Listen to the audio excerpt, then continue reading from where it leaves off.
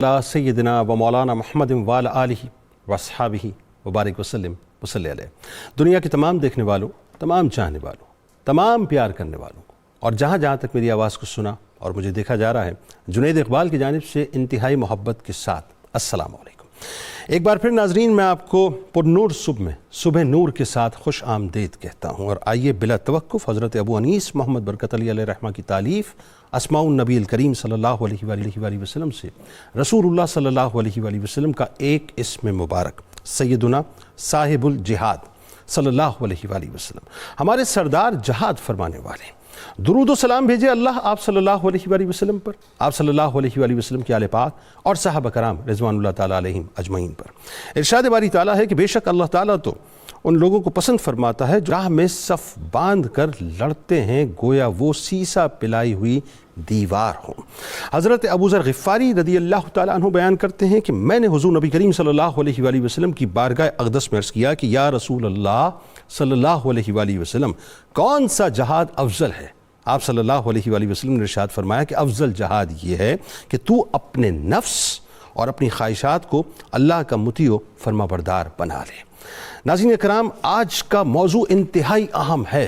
دنیا میں جہاں جہاں اس وقت آپ ٹیلی ویژن اسکرین کے اس طرف موجود ہیں، ضرور آج اس گفتگو کو سنیے گا، کیونکہ آج ایک بہت بڑا مسئلہ ہے کہ ایک طرف اسلام ہے اور دوسری طرف کفر ہے، اور اسلام کے ماننے والے جو ہیں وہ اف اگر مگر بٹ میں الجھے ہوئے ہیں کہ ہمیں کرنا کیا چاہیے۔ تو آئیے آپ کو لیے چلتے ہیں غزوہ موتا کی جانب، اس کے اسباب، اس کا پس منظر، حالات اور واقعات اور اس کے اثرات اور نتائج کیا تھے، اور آپ کو پتہ چلے گا کہ توکل اپنی معراج پہ نظر آتا ہے، عشق محمد صلی اللہ علیہ وآلہ وسلم اپنی معراج پہ نظر آتا ہے۔ ناظرین، بات یہ ہے کہ کفر و طاغوت کے علم برداروں نے اسلام کے سیل رواں کی پیش قدمی کو روکنے کے لیے جتنے پختہ بند باندھے تھے، ناظرین، ایمان کی تند و تیز موجیں ان کو بہا کر لے گئیں۔ شرک و الحاد کے متوالوں نے جو ناقابل تسخیر مراکز بنائے ہوئے تھے، مصطفوی درویشوں نے اپنے پاؤں کی ٹھوکروں سے ان کو مکمل طور پہ ریزہ ریزہ کر دیا تھا۔ عرب کے افق پر جو آفتاب عالم تاب طلوع ہوا تھا، ناظرین، اس کی شوخ کرنوں نے ظلمتوں اور تاریکیوں کو نیست و نابود کر کے رکھ دیا تھا۔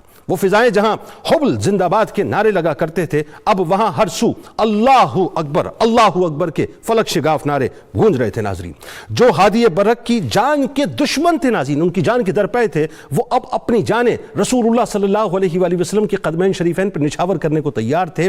ناظرین کرام، عرب کے مشرق و مغرب میں آپ جانتے ہیں کہ تاریخ بتاتی ہے کہ اس وقت دو عالمی قوتیں موجود تھیں، ایک طرف رومن امپائر تھی، دوسری طرف پرشین امپائر تھی، جنہوں نے تقریباً ساری معمور دنیا کو اپنے چنگل میں مکمل طور پہ دبوچ کر رکھا ہوا تھا۔ اسلام کی پے در پہ جو فتوحات ہو رہی تھیں وہ ان کو چوکنا کرتی چلی جا رہی تھی۔ قیصر روم نے اسلام سے نمٹنے کے لیے، تاریخ بتا رہی ہے ناظرین، کہ فوج تیار کرنا شروع کی، اور مناسب موقع کا اب وہ انتظار کرنے لگا، کیونکہ وہ دیکھ رہا تھا کہ جزیرہ عرب کے اندر صورتحال جو ہے وہ بالکل تبدیل ہو چکی ہے۔ ماہ جمادی الاول 8 ہجری میں موتا کے مقام پر اسلامی لشکر کی پہلی ٹکر رومی فوجیوں سے ہوتی ہے، ناظرین، جن کی امداد کے لیے کثیر تعداد میں عرب کے عیسائی قبائل بھی امٹ کر سامنے آ جاتے ہیں۔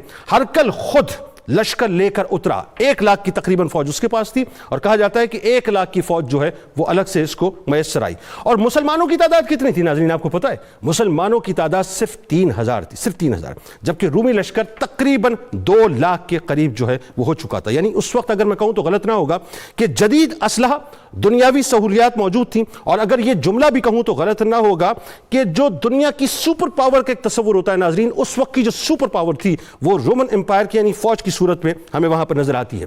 سرکار علیہ السلام نے خود اپنے غلاموں کا لشکر ناظرین ترتیب دیا اور فرمایا کہ اس لشکر کا سپہ سالار میں زید بن حارثہ رضی اللہ تعالی عنہ کو مقرر کرتا ہوں۔ اگر یہ شہید ہو جائیں، جملوں پہ غور کیجیے گا ناظرین، میرے سرکار پہ قربان جائیں، کہ نگاہ مصطفیٰ صلی اللہ علیہ وآلہ وسلم سب دیکھ رہی تھی۔ آپ نے فرمایا کہ اگر یہ شہید ہو جائیں تو جعفر ابن ابی طالب رضی اللہ تعالی عنہ اس لشکر کی کمان سنبھالیں گے، اور اگر وہ بھی جام شہادت نوش کر لیں تو پھر عبداللہ ابن رواحہ رضی اللہ تعالی عنہ مجاہدین کی قیادت کریں گے، اور یہ بھی راہ حق میں اگر قتل کر دیے جائیں تو مسلمان جس کو چاہیں منتخب کریں وہ ان کا امیر ہوگا۔ یعنی بزبان مصطفیٰ صلی اللہ علیہ وآلہ وسلم تینوں کو ان کی شہادتوں کی نوید مل چکی تھی ناظرین۔ پھر اپنے دست مبارک سے زید بن حارثہ رضی اللہ تعالی عنہ کو اسلام کا پرچم عطا فرمایا، جو کہ سفید رنگ کا تھا۔ مجاہدین کو وصیت فرمائی، ذرا توجہ سے چند جملے سن لیجئے کہ وہ وصیت کیا ہے ناظرین۔ آج دنیا کے سو کالڈ بڑے بڑے جرنیل اگر دست مصطفیٰ صلی اللہ علیہ وآلہ وسلم سے خیرات لے لیں اور قدمین شریفین کی خاک سے اگر خیرات لے لیں تو ان کو پتہ چلے گا کہ جنگوں کا کنڈکٹ کیا ہوتا ہے. آپ نے فرمایا کہ پہلے تو آپ نے فرمایا مجاہدین کو کہ وصیت فرمائی کہ جس مقام پر حضرت حارث بن عمیر رضی اللہ تعالیٰ عنہ قتل کیے گئے تھے وہاں پہنچ کر اس مقام کے باشندوں کو اسلام کی دعوت دیں, اگر وہ قبول کر لیں تو بہتر, ورنہ اللہ کی مدد مانگے اور جنگ کریں. پھر آپ صلی اللہ علیہ وآلہ وسلم نے فرمایا کہ میں تمہیں اللہ سے ڈرنے کی وصیت کرتا ہوں اور جو مسلمان تمہارے ہم رکاب ہیں ان کے ساتھ بھلائی کی تاکید کرتا ہوں. اللہ کے نام سے اللہ کی راہ میں اللہ کے ساتھ کفر کرنے والوں سے جنگ کرو اور دیکھو بدعہدی نہ کرنا, خیانت نہ کرنا, کسی بچے اور عورت کو, انتہائی عمر رسیدہ بوڑھے شخص کو نقصان نہ پہنچانا اور گرجے میں رہنے والے تارک دنیا کو قتل نہ کرنا. کھجور کے درخت, ناظرین کھجور کے درخت کے بارے میں آپ نے تنبیہ فرمائی کہ کھجور کے درخت نہ کوئی درخت کو نقصان پہنچے اور کسی عمارت کو منہدم نہ کرنا. یہ وہ کنڈکٹ ہے جو سرکار مدینہ صلی اللہ علیہ وآلہ وسلم نے رحمت للعالمین کے ٹائٹل کے تحت پوری دنیا کو دے دیا. ناظرین آج گفتگو کریں گے توکل کی, عشق کی اور محبت کی اس داستان پر جسے دنیا غزوہ موتا کے نام سے جانتی ہے. ساتھ ناظرین اس وقت 3 شخصیات, ممتاز شخصیات, کسی تعارف کے محتاج نہیں. پہلی شخصیت آپ کے ہمارے ہم سب کے انتہائی قابل احترام جناب ڈاکٹر طاہر حمید تنولی صاحب, ماہر اقبالیات اور ممتاز اسکالر ہیں. دوسری شخصیت کسی تعارف کے محتاج نہیں, علم تصوف اور علم تاریخ پر آپ کو دسترس ہے محترم جناب ڈاکٹر عقیل احمد صاحب. اور تیسری شخصیت ممتاز عالم دین, کسی تعارف کے محتاج نہیں, جناب ڈاکٹر نعیم الدین الازہری صاحب. آپ تینوں کو میں خوش آمدید کہتا ہوں. السلام علیکم. مزاج گرامی, آغاز کرتے ہیں ڈاکٹر صاحب آپ سے. غزوہ موتا کا پس منظر اور اس کی تاریخی حیثیت, آئیے جی کھل کے بات کرتے ہیں ذرا. جی جنید صاحب, جس طرح ابھی آپ نے انٹرو میں بھی اس کا ذکر کیا, غزوہ موتا اسلام کی تاریخ میں بہت ہی بڑا ایک اہم اور فیصلہ کن سنگ میل ہے, اس لحاظ سے کہ یہ وہ مرحلہ ہے جس کے ذریعے سے اسلام کی جو فروغ کی کوششیں تھیں وہ مدینہ طیبہ سے باہر نکلیں. یعنی یہ پہلی جنگ ہے جو مدینہ طیبہ سے باہر لڑی گئی, پہلی بات یہ ہے. دوسری بات یہ ہے کہ یہ پہلی جنگ جو مدینہ طیبہ سے باہر لڑی گئی, یہ اس کے اسباب باہر سے پیدا ہوئے. یہ بہت امپورٹنٹ ہے. جی بتائیے. یعنی یہ ایک لحاظ سے ایک تاریخی ثبوت ہے اس بات کا کہ اسلام کو پھیلانے کے لیے تلوار استعمال نہیں کی گئی, تلوار اسلام کی حفاظت کے لیے استعمال کی گئی. یعنی آپ صلی اللہ علیہ وسلم نے جب اسلام کی دعوت کے لیے پوری دنیا میں اپنے نمائندے بھیجنے شروع کیے تو جب بصرہ کے حاکم کے پاس آپ کا سفیر پہنچے تو وہاں پر ان کو تمام تر جو انٹرنیشنل پروٹوکولز ہیں سفراء کے احترام کے اور پیغمبروں کے احترام کے, ان پروٹوکولز کو پامال کرتے ہوئے انہیں شہید کر دیا گیا. اللہ. اچھا, حضرت حارث رضی اللہ تعالیٰ, حضرت حارث. اب کیا تھا اس کے اوپر, اب ایک ریئیکشن, ایک نیچرل عمل تھا. یعنی یہ پہلا غزوہ ہے اسلام کا جو مدینہ طیبہ کے حدود سے باہر ہوا, ایک انٹرنیشنل پاور کے ساتھ ریاست اسلامی جو تھی اس کا ایک تصادم کا آغاز ہوا, لیکن اس کے اسباب مخالف فریق نے فراہم کیے, ریاست مدینہ کی طرف سے وہ انیشیٹ نہیں ہوا. بالکل ٹھیک. یعنی اس کا مطلب یہ ہوا کہ بنیادی پیغام جو اسلام کا تھا وہ انسانیت کو بنانے کا پیغام تھا, ٹھیک ہے, انسانیت کی تعمیر کا پیغام تھا. اب اس پیغام کے راستے میں جو چیزیں آ رہی تھیں, ظاہر ہے جو رکاوٹیں آ رہی تھیں, اب ان رکاوٹوں کو ہٹانے کے لیے اور ریاست کو اپنا دفاع کرنے کے لیے آپ کوئی بھی انٹرنیشنل ضابطہ اٹھا کے دیکھ لیں, اس کے مطابق ریاست کو پورا حق حاصل تھا. بالکل ٹھیک ہے. دوسری بات, اس غزوے کے ذریعے سے جیسا بھی آپ نے اشارہ بھی کر دیا کہ آپ دیکھیں کہ ایک طرف سپر پاور تھی جس کے ساتھ نہ صرف اپنی طاقت تھی بلکہ تمام حلیف قبائل بھی موجود تھے, اور دوسری طرف ریاست مدینہ کے صرف 3000 مجاہد. ہائے ہائے ہائے ہائے. اچھا, اب دیکھیں کوئی تصور نہیں کر سکتا تھا اس زمانے میں کہ کوئی سلطنت روم کو چیلنج کرے, چونکہ وہ زمانے کی بہت بڑی سپر پاور تھی. بالکل ایسا. اچھا, جب یہ ایک جنگ ہوئی ریاست مدینہ کے 3000 مجاہدوں کی 2 لاکھ کے لشکر کے ساتھ, اس کا پہلا فائدہ کیا ہوا کہ جو سلطنت روم کا رعب تھا وہ ختم ہو گیا. بالکل ٹھیک. وہ جو ایک ہیکل صورتحال تھی, کوئی اس کو چیلنج نہیں کرتا تھا اور اس کے کسی جائز ناجائز کے سامنے کوئی کھڑا ہونے والا نہیں تھا, اس بت کو پاش پاش کر دیا گیا. ٹھیک ہے. اچھا, اب اس کے اثرات بہت آگے تک چلے, اس پہ بات کریں گے آگے. ہاں بالکل, اس پہ بھی ہم بات کریں گے. یعنی اب غزوہ تبوک تک آپ دیکھیں وہاں کوئی سامنے نہیں آیا.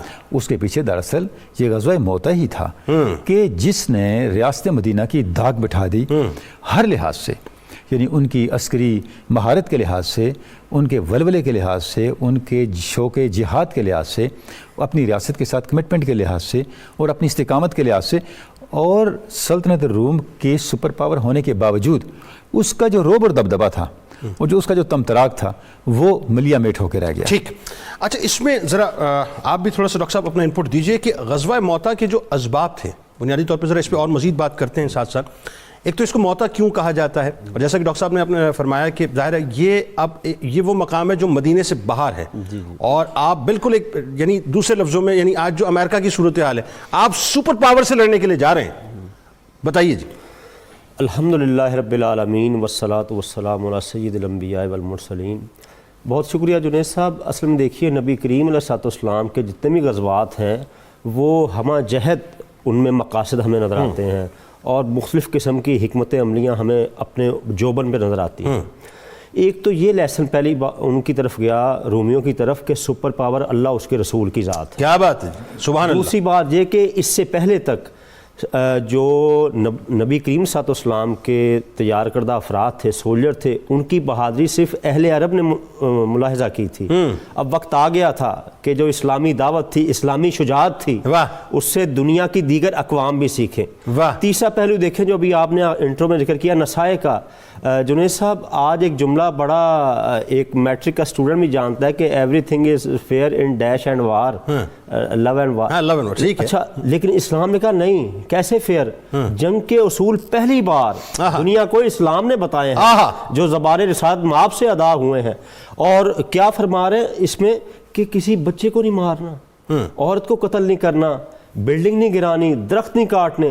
آئرش اورینٹلسٹ جارج برنارڈ شاہ اس نے اس چیز کو دیکھ کر کہا، کہتا ہے دیکھیں محمد مصطفیٰ صلی اللہ علیہ وسلم کو یعنی میدان جنگ میں بھی، بیٹل فیلڈ میں بھی جو درخت کاٹنے کی ممانعت کر رہے ہیں، جو عورتوں کو قتل کرنے کی ممانعت کر رہے ہیں، حیات انسانی کا ارتقاء کتنا عزیز ہے کہ عورت کے ذریعے سلسلہ. برنارڈ شاہ نے یہ ایک اور جملہ بھی تو کہا نا کہ دنیا کے مصائب اور آلام کا واحد حل یہ ہے، وہ یہ کہ واحد حل کہ محمد مصطفیٰ صلی اللہ علیہ وسلم کو دنیا کا حکمران بنا دیا جائے. اچھا پھر ایک اور دیکھیے، ابھی توکل کا ذکر بھی ہوا. صحابہ نے کسی لمحے پر دیکھیے یہ ہے ایسے ہی نہیں رضی اللہ عنہم ورضوا عنہ کی مور لگی، یا رسول اللہ وہ 2 لاکھ اتنی نہیں سر کٹاتے ہیں تیرے نام پہ مردان عرب. آج موقع آ گیا تھا. اور اخلاقی روحانی جو تربیتی پہلو ہیں آج دنیا دیکھ رہی ہے کہ یہ ہے آمنا و صدقنا. ریاست مدینہ کے تیار کردہ افراد آج بڑی بات ہوتی ہے. اچھا اس کو موتا کیوں کہا جاتا ہے؟ موتا جنید صاحب اس مقام کا نام تھا. ٹھیک ہے. اور یہ موتا جنوبی اردن کا ایک سرحدی شہر ہے. اس کی وجہ سے جیسے بدر، احد یہ بھی مقام کے نام تھے، اس وجہ سے اس کو موتا کہا جاتا ہے. ایک اور اس میں پہلو نظر آتا ہے، یعنی یہ سعودیہ کا شمال بنے گا اور جب اپنا کیا کہتے ہیں اردن کا جنوب بنے گا، ایسے ہی ہوگا. بالکل ٹھیک. میں ذرا میپ اپنے ذہن میں اس وقت اگنور کر رہا ہوں. اور کرک جو 2 ہیں ان کے درمیان کا یہ ایک شہر ہے. بالکل ٹھیک. اچھا میپ آپ لوگوں کے ذہنوں میں لا رہے ہیں، اچھی بات ہے، لیکن ذرا اچانک گوگل گھومنے لگ گیا، ملاکوتی ماحول کو بھی لے کر لائیے اس میدان لشکر. اچھا ایک اور بات، ریاست مدینہ کی ذمہ داریوں میں دیکھیے کہ ان کا سفیر قتل ہوا ہے تو آقا کریم علیہ السلام چپ نہیں بیٹھے اور صحابہ کو تیار کیا کہ جناب آپ کی حرمت مومن کیا ہوتی ہے، اور جن لوگوں نے انٹرنیشنل رولز کو پامال کیا ہے ذرا ان کو بتایا جائے کہ جناب کہ کچھ آداب ہوتے ہیں. تو ہر نبی کریم صلی اللہ علیہ وسلم کی غزوات میں بھی تربیت ہی نظر آتی ہے، تربیت کا پہلو ہی نظر آتا ہے. اور آپ ان تینوں کا میں آگے ذکر کرنا چاہوں گا. حضرت زید بن حارثہ، حضرت جعفر طیار بعد میں لقب ملا، حضرت عبداللہ بن رواحہ، یہ کس لیول کے لوگ ہیں. اور جنید صاحب اس لشکر میں کئی بدری صحابہ، امیر المومنین فی الحدیث حضرت ابو ہریرہ، حضرت عبداللہ ابن عمر. کیسے اس سے یہ پتہ چلتا ہے کہ صحابہ کرام صرف صاحب قلم اور صاحب گفتار ہی نہیں تھے، صاحب سیف بھی تھے. کیا بات ہے. اچھا اسی میں یہ اسی کنٹینیوٹی میں ڈاکٹر صاحب آپ سے بھی میرا یہ سوال ہوگا کہ چونکہ ظاہر ذکر فرما دیا تو میں چاہتا ہوں تھوڑا سا اس پہ کلام ہو جائے کہ اب رسول اللہ صلی اللہ علیہ وآلہ وسلم جو ہے وہ لشکر کو تیار کر دیا، موتا کے مقام پہ لشکر نے جانا ہے. 3000 نفوس قدسیاں ہیں جو کہ سرکار مدینہ صلی اللہ علیہ وآلہ وسلم کے قدمین شریفین پہ اپنی جانوں کو نشاور کرنے کو تیار ہیں. اب نصیحتیں ہو رہی ہیں جس کا میں نے ذکر ابتدا میں کیا، میں چاہتا ہوں اس پہ رک کے بات ہونی چاہیے صاحب. آج دنیا جو مسلمانوں کو اجڑ کہتی ہے، جاہل کہتی ہے، ایکسٹریمسٹ کہتی ہے، دہشت گرد کہتی ہے، پتہ تو چلیں کہ ہم جنگ کا بھی کوڈ آف کنڈکٹ رکھتے ہیں اور کیسے رکھتے ہیں، ذرا بتائیے. بسم اللہ الرحمن الرحیم. ماشاءاللہ بڑے خوبصورت ماحول میں ان نفوس قدسیہ کا ذکر ہو رہا ہے جن کے بارے میں اللہ رب العزت نے ارشاد فرمایا ان اللہ اشتری من المؤمنین انفسهم واموالهم بان لهم الجنہ یقاتلون فی سبیل اللہ فیقتلون ویقتلون وعدا علیہ حقا فی التوراۃ والانجیل والقرآن.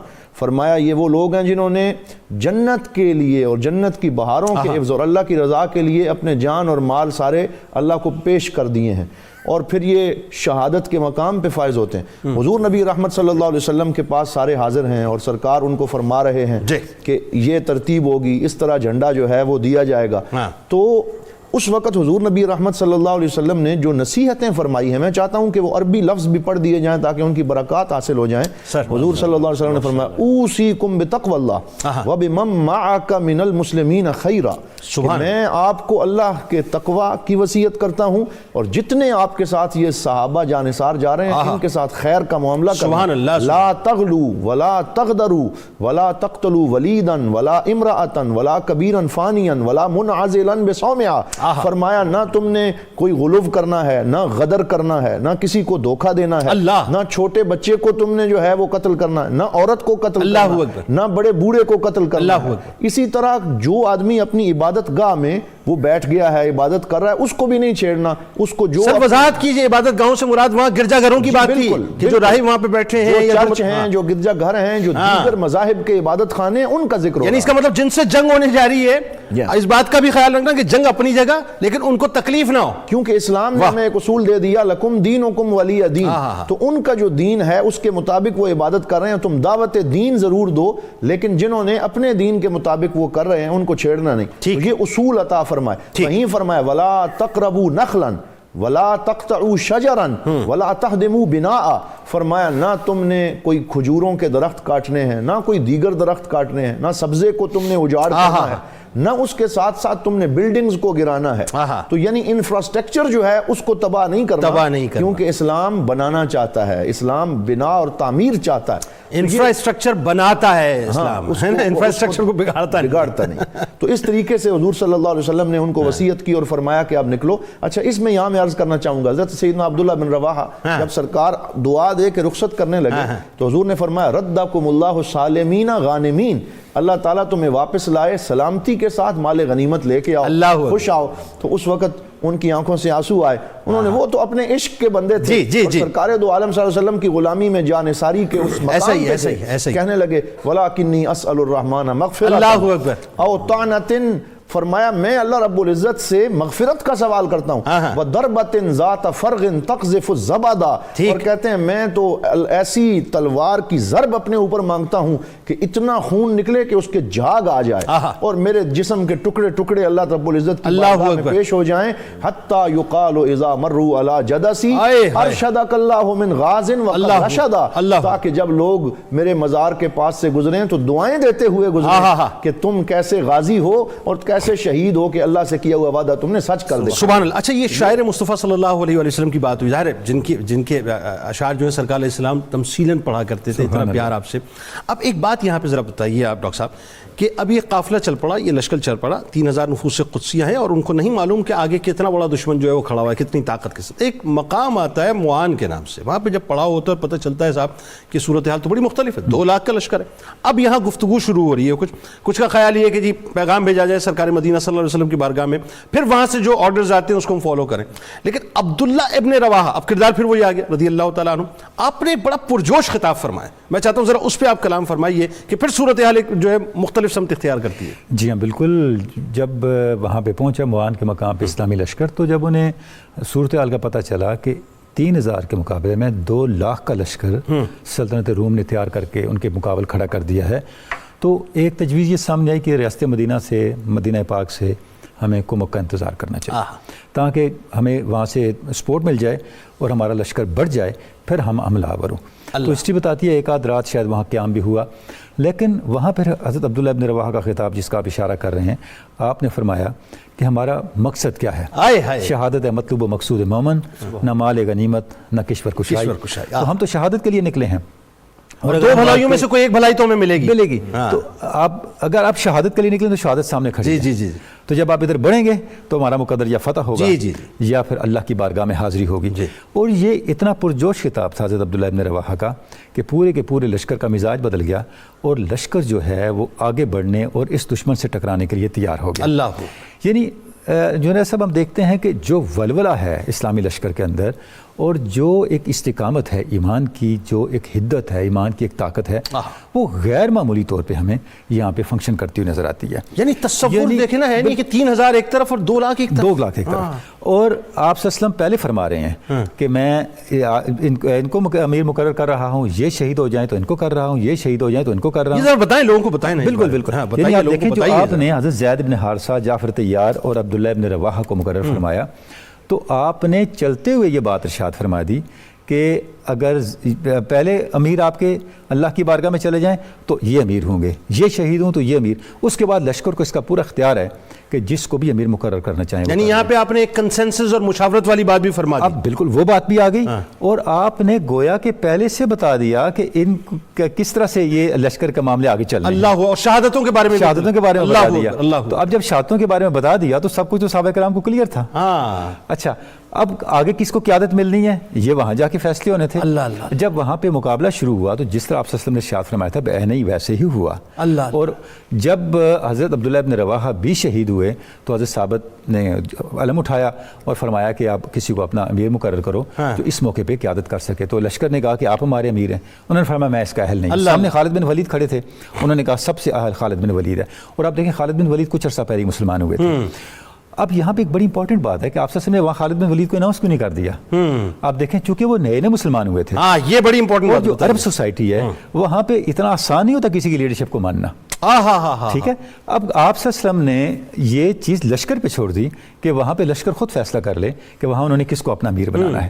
جب خالد بن ولید کو امیر بنایا گیا، اب جس طرح خالد بن ولید نے اپنے جو ان کا ملٹری جینیسنس تھا، ان کی جو عسکری عبقریت تھی، اس کو جب وہ بروئے کار لائے تو پورے کے پورے میدان جنگ کے منظر کو آپ نے بدل دیا. اس پہ کلام کریں گے کیونکہ یہ ظاہر ہے تھوڑا سا تشنا معاملہ رہنا چاہیے تاکہ سننے والے ہمارے ساتھ جو انگیج رہیں اور ان کو پتہ چلے کہ صاحب یہ لمحہ جو صورتحال تبدیل ہوئی ہے اس میں معاملہ ہوا کیا. یہاں پہ ڈاکٹر عقیل صاحب ایک بات اور فرمائیے کہ جیسا کہ ابھی ڈاکٹر تنونی صاحب نے حوالہ دیا، یہ ایک بہت عجیب سچویشن، بڑی ایک سمجھ لیجئے کہ اپنا ٹرننگ پوائنٹ ہوتا ہے زندگی کا، انسان کو فوراً جو ڈیسیجن لینا ہوتا ہے کہ کرنا کیا ہے.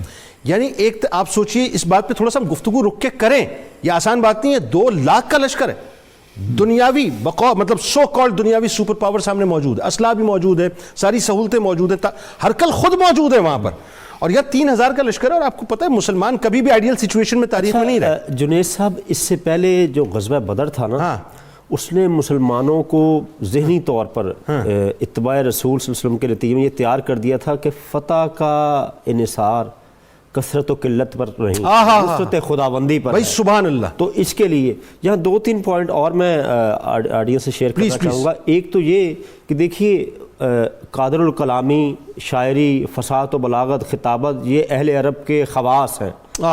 نبی کریم صلی اللہ علیہ وسلم کے اسوہ حسنہ کا یہ اعجاز ہے کہ آپ نے لوگوں کی جو صلاحیتیں ہیں فطری یا جو بھی ہیں اس کو دبایا نہیں، اس کو مقصدیت عطا کی ہے. اللہ. حضرت عبداللہ بن رواحہ دیکھیے شاعر ہیں اور کیا قادر الکلام شاعر ہیں، اور ان کو ایسی مقصدیت عطا کی کہ ان کے دیکھیں ایک پوئٹ دربار رسالت کے کہ انہوں نے لوگوں کی سوچیں ہی بدل دی. جو بھی پلان کر رہے تھے کیا کریں کیا، ان کو ایک یکسوئی عطا کر دی. ایک نقطے پر لے آنا یہ کمال ہے. یعنی ایک وہ پوائنٹ تھا کہ انہوں نے وہ پلان ابھی کر رہے تھے کیا کریں نہیں، ان کو ایک فکری کہہ لیجیے استحکام عطا کیا. پہلے ہی تھا. ایک اور یہ دوسرے لفظوں میں بڑی کمال کی موٹیویشنل اسپیچ تھی، اور یہ ان کو نبی کریم صلی اللہ علیہ وسلم کی نے تربیت فرمائی ہوئی. جنید صاحب حضرت جعفر بن ابی طالب بنی ہاشم کا روشن چراغ، وہ آج ایک آزاد کردہ غلام کی اطاعت میں جا رہے ہیں. اللہ اکبر. یہ ہے نبوی نظام حکومت. اللہ اکبر. اقربا پروری نہیں کی. حالانکہ جعفر طیار کیا کوئی چھوٹی ہستی ہے. کیا خوبصورت بات. اور جنید صاحب ایک بات حضرت جعفر، چونکہ میرا ایک ذوق ہے ان کی بات کرنا. پلیز. نجاشی کے دربار میں کون بولا ہے؟ اللہ اکبر. کیا بولا ہے یہ بندہ، اور بعض روایات میں آتا ہے کہ نجاشی ان کی گفتگو سن کر کلمہ پڑھ لیا تھا، اللہ اکبر، ایسا ہی ہے، اس ایسا ہی کی آنکھیں اشکبار ہو گئی ایسا تھی، ہی۔ اس انداز سے اسلام کا پیغام لفظوں سے دیا۔ اور میدان جہاد میں دیکھیے حضرت عبداللہ ابن عمر موتا میں موجود تھے، فرماتے میں نے دیکھا حضرت جعفر بن ابی طالب کے وجود اطہر پر 90 زخم آئے ہیں، اللہ اور کوئی پیٹھ پہ نہیں ہے، سارے سینے پہ آئے ہیں۔ آئے ہائے ہائے۔ یہ ہے خاندان بنی ہاشم، نبی پاک کے خاندان کی جوان مردی، اور کمال یہ ہے کہ علم گرنے نہیں دیا۔ علم گرنے نہیں دیا۔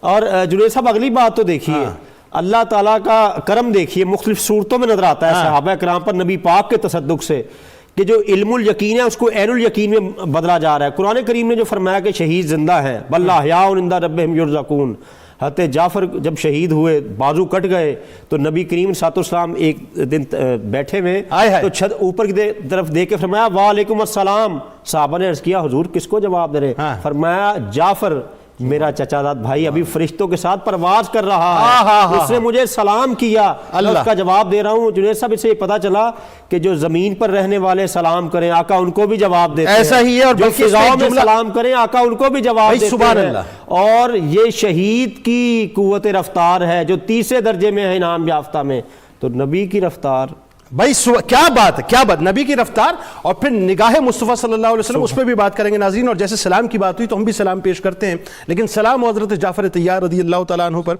کہ ایک بازو کٹا علم نہیں چھوڑا، دوسرا بازو کٹا علم نہیں چھوڑا، یعنی اپنے سینے میں سمیٹ لیا علم کو۔ اللہ نے ان دونوں بازوؤں کے صدقے سے اللہ تعالیٰ نے ان کو ایسے پر عطا کر دیے، اب جہاں چاہیں، جس وقت چاہیں، جیسے چاہیں جنت میں سیر کرتے رہیں۔ آئیے درود پاک کا نذرانہ پیش کرتے ہیں، اور درود پاک پڑھتے بھی ہیں، سنتے بھی ہیں، اور جب لوٹیں گے انشاءاللہ ناظرین تو ایک بڑا کمال اور حسین واقعہ میں آپ کو اسی جنگ موتا کے حوالے سے، غزوہ موتا کے حوالے سے بتاؤں گا کہ میرے سرکار علیہ السلام کس انداز سے اس پورے جنگ کے نقشے کو دیکھ رہے تھے۔ عقل سے ماورا ہے لیکن عشق سے ماورا نہیں ہے۔ ہمارے ساتھ رہیے۔ اللہم صلی علی سیدنا و مولانا محمد وعلی سیدنا علی و سیدتنا فاطمہ و سیدتنا زینب و سیدنا حسن و سیدنا حسین وعلی وصحبه وبارك وسلم وبارك اللهم صل على سيدنا ومولانا محمد وعلى سيدنا علي وسيدتنا فاطمة وسيدتنا زينب وسيدنا حسن وسيدنا حسين وعلى آله وصحبه وبارك وسلم وصحبه وبارك وسلم اللهم صل على خوش آمدید خواتین و حضرات۔ ناظرین کرام، غزوہ موتا بپا ہے، میدان جنگ سجا ہوا ہے۔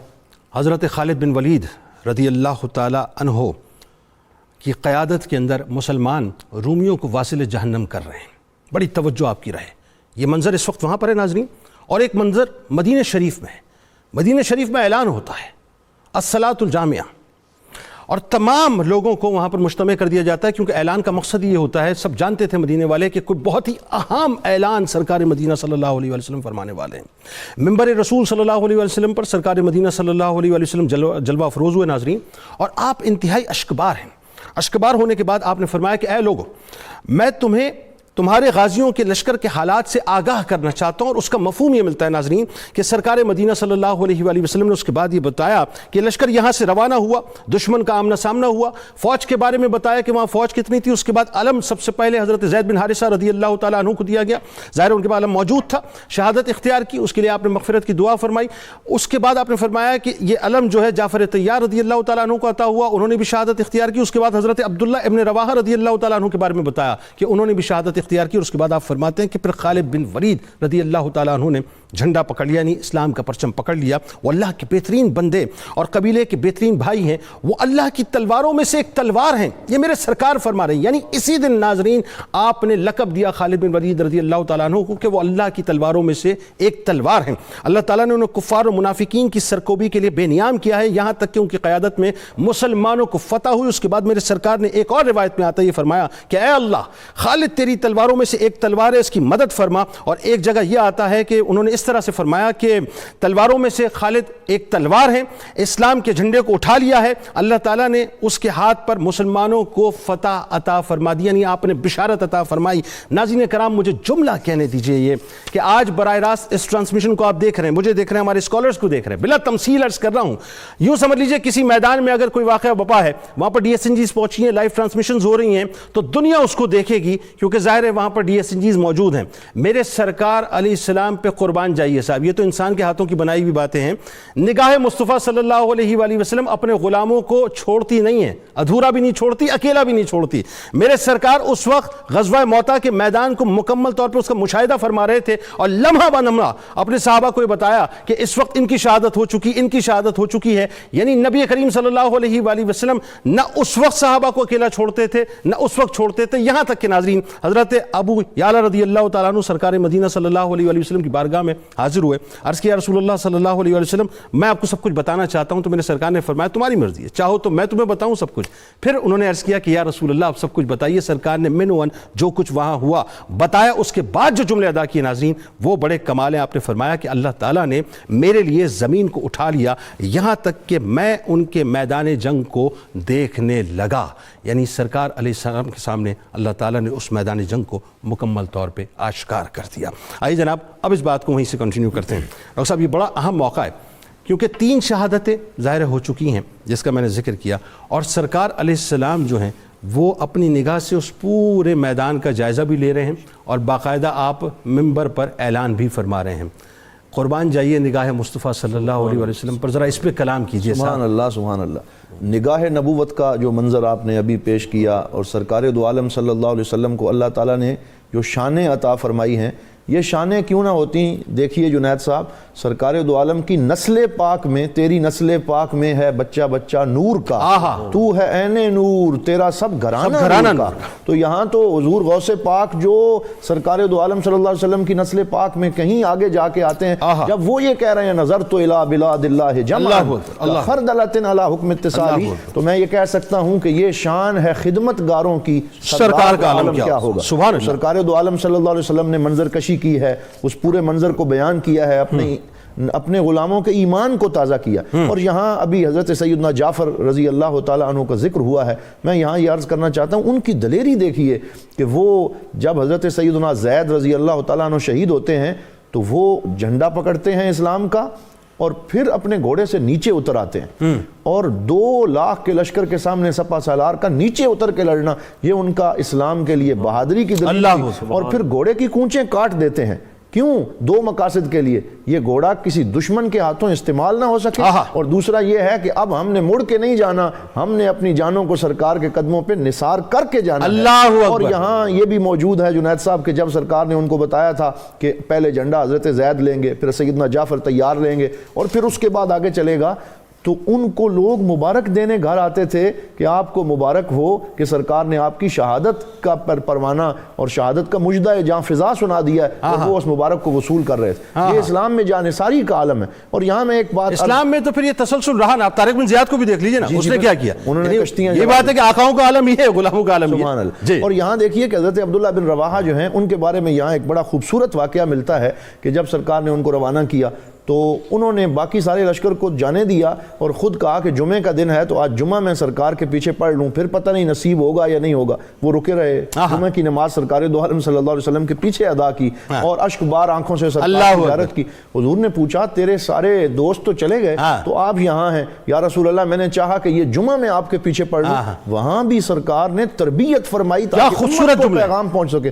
فرمایا لو انفقت ما فی الارض جمیعا ادرکت غدوۃ. اکبر، اللہ فرمایا اگر زمین و آسمان کے سارے خزانے بھی خرچ کر دو نا، وہ جو صبح نکل گئے ہیں وہ اللہ اکبر درجہ لے کے گئے ہیں، درجہ لے۔ پھر حضرت عبداللہ بن رواحہ بھی پہنچے، پھر اپنی جان کو قربان کیا، حضرت سیدنا جعفر کے بعد پھر حضرت عبداللہ بن رواحہ، اور اس کے بعد جب حضرت خالد بن ولید تشریف لاتے ہیں اور آپ اسلام کی قیادت سنبھالتے ہیں، پھر جس طریقے سے آپ نے، جیسے ابھی ڈاکٹر طاہر حمید صاحب نے فرمایا کہ جس طریقے سے آپ نے پھر اسلام کی عظمت کو اور اپنی جانثاری کو اور اپنی سالاری کو ثابت کیا ہے، وہ بھی پتہ چلتا ہے کہ کیا خوبصورت اچھا ان کا اب آئیے ذرا وہ اس طرف آتے ہیں جہاں پہ بہت اہم ایک ٹرننگ پوائنٹ ہے، کیونکہ ظاہر ہے شہادتیں ہو رہی ہیں اور علم جن جن کے ہاتھ میں آ رہا ہے ان کو جو ہے وہ شہادت نصیب ہوتی جا رہی ہے۔ اب علم آ گیا خالد بن ولید رضی اللہ تعالیٰ عنہ کے دست مبارک میں۔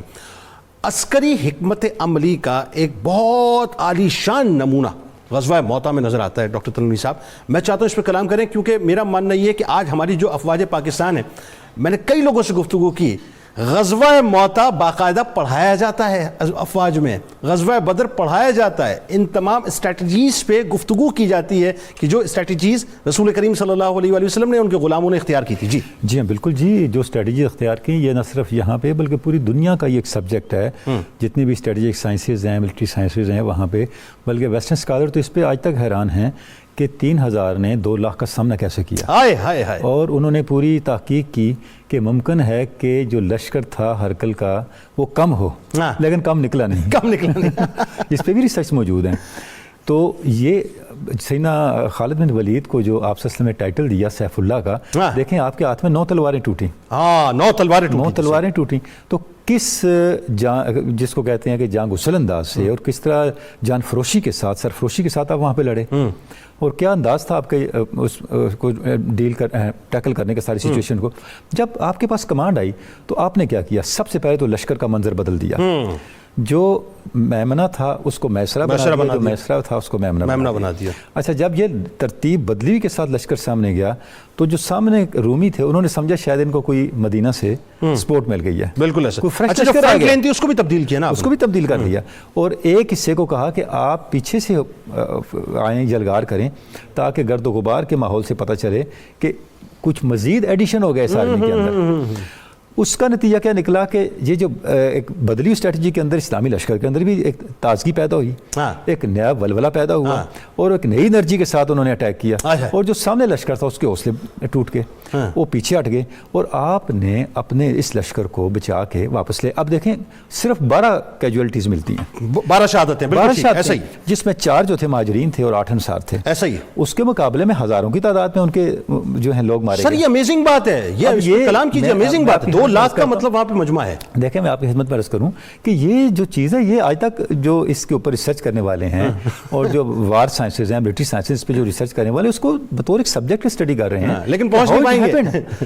اس کی وجہ یہ اس میں 2-3 چیزیں ہیں۔ دیکھیں نا قرآن مجید نے ایک اصول دیا کہ ایک مومن جو ہے وہ 10 کافروں پہ باری ہے، آہا سبحان اللہ، سبحان اللہ، اگر وہ صابر ہو، سبحان اللہ، اچھا اگر 10 نہ ہو تو 2 پہ تو ہے ہی، سبحان اللہ۔ تو اب یہ جو ضابطہ ہے، اب اس ضابطے کو آپ دیکھیں اس کا تعلق براہ راست ایمان کے ساتھ آ جڑتا ہے، یعنی جو بندہ مومن ہے اس کی بصیرت اور ایمان بیک وقت فنکشن کر رہے ہوتے ہیں۔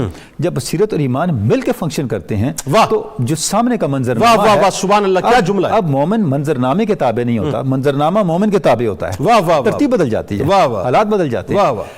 اب یہی صورتحال وہاں پہ ہوئی، جو شہادت کے طلبگار تھے انہوں نے تو شہید ہونا تھا، اللہ، جن کی شہادت کی بشارتیں سرکار دے چکے تھے، اللہ، انہوں نے تو سر وہاں پہ دے کے جانا تھا، اللہ، لٹا کے آنا تھا۔ اب خالد بن ولید جن کو اللہ نے آپ صلی اللہ علیہ وسلم نے اللہ کی تلوار کہہ دیا، اب دیکھیں مدینہ پاک میں آپ فرما رہے تھے، ہائے ہائے ہائے، اب کس کے پاس کیا لشکر؟ خالد کے پاس، جو اللہ کی تلواروں میں سے اللہ تلوار ہے۔ اللہ اللہ، اب اللہ کی تلوار کو کس نے توڑنا تھا؟ اللہ اللہ اللہ اللہ، کیا بات ہے، کیا اس نے تو ظاہر ہے جو پیش اس کے سامنے کھڑے تھے انہیں کوئی کاٹ کے آنا تھا۔ اس میں تو ایک کمال بات وہی، وہ جو میں ابھی بات کر رہا تھا، آپ دیکھیے ڈاکٹر تنوی صاحب کہ یہ تو زبان مصطفیٰ صلی اللہ علیہ وآلہ وسلم کا اعجاز کہ اللہ کی تلوار فرما دیا تو اللہ کی تلوار ہو گئی، وہاں تلوار ہاتھ میں ہے، وہاں منظر کشی ہو رہی ہے، وہاں جملے ادا ہو رہے ہیں، اسی وقت قبولیت ہو گئی، پھر وہ تلوار اللہ ہی کی تلوار بن گئی۔ حضرت خالد بن ولید کے جسم کا کون سا حصہ تھا جس پہ زخم نہیں؟ زخم نہیں تھے، لیکن آپ شہید نہیں ہوئے ہیں، اور کمال بات یہ کہ آخری وقت تک وہ تڑپتے تھے، تڑپ رہی ان کی۔ اچھا جو غزوہ موتا کا دوسرا پہلو ہے وہ یہ ہے کہ اس کے بہت پازیٹیو اثرات بعد میں سامنے آئے. ہاں. کیسے آئے؟ اب صلح حدیبیہ کیا تھا؟ جی جی یہ نو وار پیکٹ تھا جی قریش کے درمیان اور مدینہ جی. کے درمیان، مدینہ پاک کے درمیان. لیکن اب جب قریش نے یہ دیکھا کہ یہ واضح طور پہ تو ان کو فتح ملی نہیں مسلمانوں کو، انہوں نے اس کو اپنے طور پہ انٹرپریٹ کیا اور انہوں نے جو مسلمانوں کے حلیف تھے ان کے اوپر ظلم شروع کر دیا، قبیلہ بنو خزاع کے اوپر. اور نتیجہ کیا نکلا کہ صلح حدیبیہ جو تھا وہ ٹوٹ گیا. جی. اچھا یہاں پر بھی جس طرح ہم نے ابھی بات کی کہ غزوہ موتا کا آغاز ریاست روم کی طرف سے ہوا، جی جی مخالفین کی طرف سے جی ہوا. جی صلح حدیبیہ کی پامالی کا آغاز بھی قریش کی طرف سے ہوا. جی جی ایسے ہی ایگزیکٹلی ایسے ہی. میں جنید صاحب آپ کی خدمت میں عرض کروں کہ آپ صلی اللہ علیہ وسلم اگر پوری دنیا کی قیادتوں میں اگر آپ دیکھیں کسی قائد نے، کسی رہنما نے کانسٹیٹیوشنل اسٹرگل کی ہے تو وہ صرف آپ صلی اللہ علیہ وسلم کی ذات پاک. سبحان اللہ سبحان اللہ. یعنی تلوار تب سامنے آئی ہے جب طے شدہ اصولوں کو فریق مخالف نے پامال کیا ہے. اللہ اللہ. اچھا اب ٹائم کتنا ہے؟ آپ دیکھیں جمادی الاول 8 ہجری میں یہ واقعہ ہوتا ہے، غزوہ موتا ہوتا ہے، اور رمضان المبارک 8 ہجری میں مکہ فتح ہوتا ہے. ایسے ہی ایسے ہی اتنا تھوڑا سا وقت. ایسے ہی ایسے ہی. تو یہ جو اثرات مرتب ہوئے اس کا نتیجہ یہ نکلا کہ آگے ساری فضا بدل گئی. بدل گئی نا بالکل. دیکھیں یہ بالکل اس طرح کی بات ہے، آپ نے بالکل صحیح فرمایا کہ صلح حدیبیہ کا جو ایک ایگریمنٹ تھا وہ انہوں نے ظاہر بریچ کیا. اللہ تبارک و تعالیٰ نے فتح مکہ کے جو ہے راستے کھول دیے. بلکہ وہی بات ہے کہ غزوہ موتا کا معاملہ ہوا، اللہ تبارک و تعالیٰ نے پھر روم کو فتح جو ہے وہ ہمیں عطا فرما دی. بالکل ایسے سلسلہ ہے. ایک بات اس میں تھوڑی سی جو ہے مجھے لگتا ہے کہ وہ چونکہ سب عشق والے ہی لوگ بیٹھے ہیں ظاہر ہے، اور ہمیں تو ایک بات ہمیں تو صرف در مصطفیٰ کی خیرات چاہیے صلی اللہ علیہ وآلہ وسلم. ہمارا مرکز، ہمارا منبع، ہماری ابتدا، ہماری انتہا سرکار مدینہ صلی اللہ علیہ وآلہ وسلم کی ذات اقدس ہے. خالد بن ولید رضی اللہ تعالیٰ عنہ اللہ کی تلواروں میں سے ایک تلوار بنے، یہ بزبان مصطفیٰ صلی اللہ علیہ وسلم. لیکن ایک اور بھی تو بات ہے نا کہ ٹوپی میں منہ مبارک جو ہیں وہ سجائے رہتے تھے، اور یقین اور ایمان یہ تھا کہ منہ مبارک سے ہی اللہ تعالیٰ مجھے فتح عطا کرتا ہے. آئیے ذرا اس پہ تھوڑا سا کلام کریں. جنید صاحب ایک بات تو وہ نبی کریم علیہ الصلوۃ والسلام مسجد نبوی میں بیٹھ کر میدان کارزار کے حالات بیان کر رہے ہیں، تو معلوم یہ ہوتا ہے آقا علیہ الصلوۃ والسلام یہ اصول دے رہے ہیں کہ جو محاذ، جو میدان عشق مصطفیٰ میں سجے گا وہ نگاہ مصطفیٰ کے سامنے رہے. اللہ اکبر، کیا خوبصورت بات ہے صاحب. اور دوسری بات دیکھیے میدان میں کچھ بھی ہو سکتا ہے، لیکن جس ترتیب سے آقا علیہ الصلوۃ والسلام نے شہادتوں کا ذکر کیا اسی ترتیب سے ہوا. وہ زبان جس کو سب کن کی کنجی کہیں اس کی نافذ حکومت پہ لاکھوں سلام. ڈاکٹر عقیل صاحب وہ کیسے نہ ہو؟ غزوہ بدر بھی تو یاد ہے نا. بالکل بھائی یہاں عتبہ گرے گا، یہاں شیبہ گرے گا، یہاں ربیہ گرے گا، یہاں ولید گرے گا. دیکھنے والوں نے دیکھا کہ جہاں جہاں انگشت مبارک نے اشارہ کیا تھا 1 انچ بھی ادھر ادھر نہیں ہوا. اچھا پھر ایک اور پہلو اس میں دیکھیے جنید صاحب کہ 2 لاکھ کا لشکر ہے، اتنی شدید لڑائی ہوئی، صرف 12 شہید. 12 شہید. آئے ہائے. اس سے اس کی ایک تو جو گراؤنڈ ریئلٹیز نظر آتی ہے نا، جو لیڈرشپ کا ادھر کردار تھا، جو سپہ سالار تھے جو خود گھوڑے سے اتر کر لڑے، خود 90 زخم کھا لیے، 9 تلواریں توڑ دیں، لیکن اپنے عام سپاہی تک دشمن کو پہنچنے نہیں دیا. سبحان اللہ. یہ لیڈرشپ کا اصل کمال ہوتا ہے. جیسے پہلے جو 3 سپہ سالار تھے وہ شہید ہوئے، پھر خالد بن ولید نے جو لشکر کی ایک ترتیب بدلی ہے، اس سے اندازہ ہوتا ہے کہ نبی کریم علیہ الصلوۃ والسلام کے تو ہر صحابی کو لیڈرشپ کے عہدے پر فائز کیا ہوا تھا. کوئی دوسری رائے. اور جنید صاحب جب یہ لشکر واپس آیا نا تو کچھ لوگوں نے، ظاہری بات ہے ہر طبائع کے لوگ ہوتے ہیں، انہوں نے کوئی ایسا جملہ بولا کہ تم فرار ہو کر آئے ہو. نبی پاک نے فرمایا یہ فرار ہو کر نہیں، یہ قرار ہیں، یہ بڑھ بڑھ کر حملہ کرنے والے ہیں. یہاں سے بھی یہ اصول ملا نبی پاک کو اپنے صحابہ کے حوالے سے کوئی ادنا جملہ برداشت ہی نہیں ہے اللہ کہ کوئی ان کے بارے. اور پھر یہ ایک روایت میں یہ بھی آتا ہے، فرماتے کہ میں بھی انہی میں سے ہوں اللہ جو بڑھ بڑھ کر حملہ کرنے والے ہیں. اور نبی کریم علیہ الصلوۃ والسلام حضرت جعفر طیار کے گھر تشریف لے کر ان کے بچے حضرت محمد عبداللہ ان کو دست شفقت رکھا.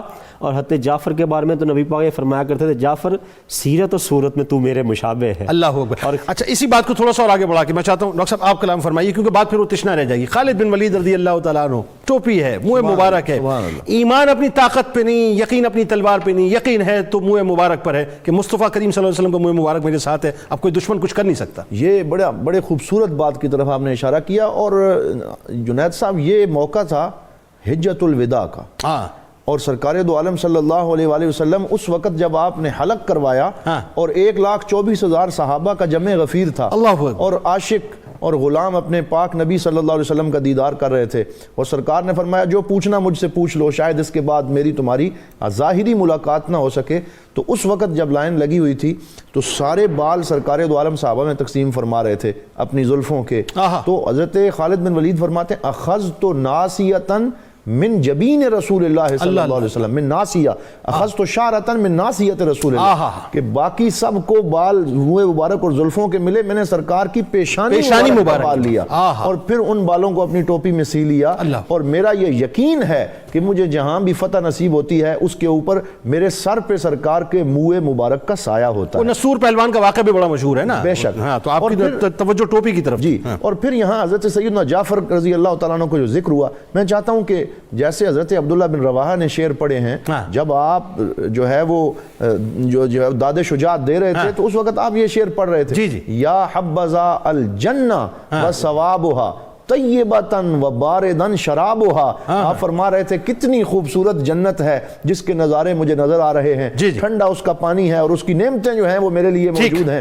اس طریقے سے جو ہے وہ آپ اس میں آگے بڑھ رہے تھے۔ اچھا، اس میں ایک وضاحت اور ایک جملے میں پھر ڈاکٹر تلونی صاحب کے پاس مجھے بڑا ایک امپورٹنٹ کوشچن اس وقت میرے ذہن میں آیا، وہ ڈسکس کرنا ہے کہ اسے غزوہ موتا کیوں کہا جاتا ہے؟ یہ ایک سوال ہے لوگ، کیونکہ سرکار علیہ السلام جو تاثر ہے وہی کہ سرکار علیہ السلام جس جنگ میں بنفس نفیس شریک ہوں اسے غزوہ کہا جائے۔ ایک بات تو یہ ہو گئی غزوہ موتا۔ دوسرا یہ کہ ایک غزوہ اور ہے جس کا انتظار سارے غلاموں کو ہے صاحب، اسے غزوہ ہند کہا جاتا ہے، لیکن اسے غزوہ ہند کیوں کہا جاتا ہے؟ کیونکہ بظاہر سرکار علیہ السلام اس میں بھی تشریف فرمانی ہوں گے۔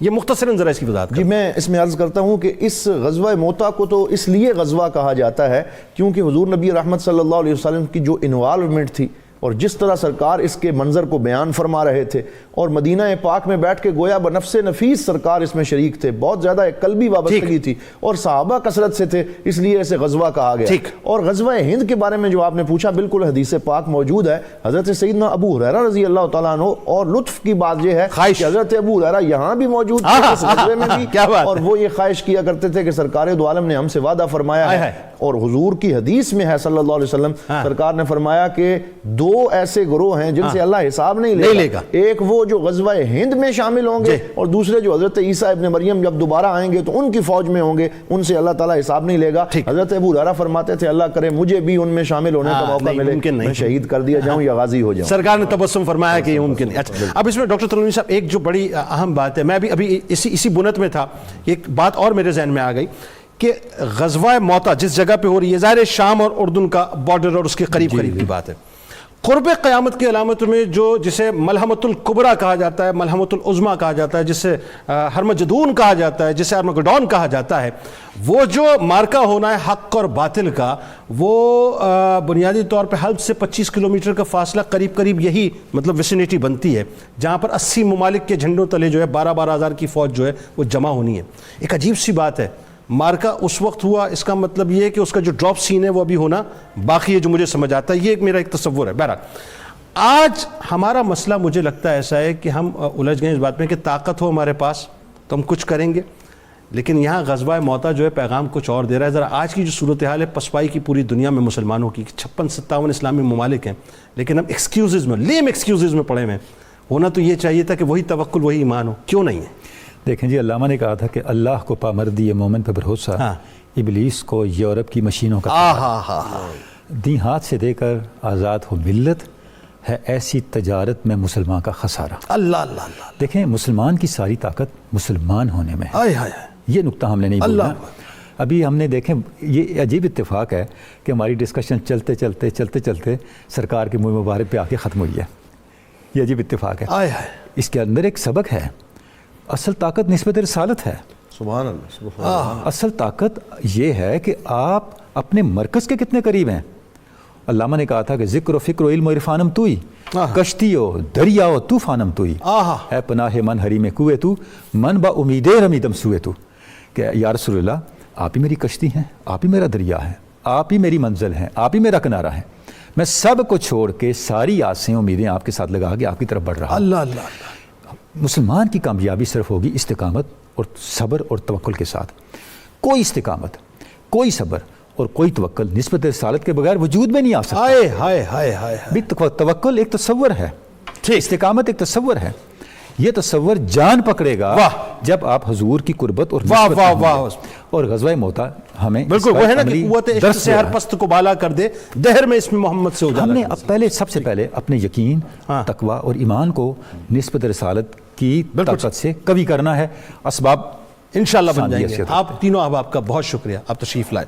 ناظرین کرام، آئیے چلتے ہیں کتاب الشفا کی جانب اور دشمنوں پر غلبے کے حصول کا عمل آپ کو بتلا رہے ہیں۔ اول و آخر درود پاک کے ساتھ اللہ تعالیٰ کا اسم گرامی یا فتاح 313 بار پڑھنے کا معمول بنانے سے انسان اپنے بڑے سے بڑے دشمن پر غلبہ پا لیتا ہے۔ حضرت خالد بن ولید رضی اللہ تعالیٰ عنہ کا قول مبارک ہے، کسی فوج کی قوت اس کی تعداد میں نہیں، وہی بات آتی کہ کسی فوج کی قوت اس کی تعداد میں نہیں بلکہ اللہ کی مدد میں ہوتی ہے، اور اس کی کمزوری قلت تعداد میں نہیں بلکہ اللہ کی مدد نہ ہونے میں ہوتی ہے۔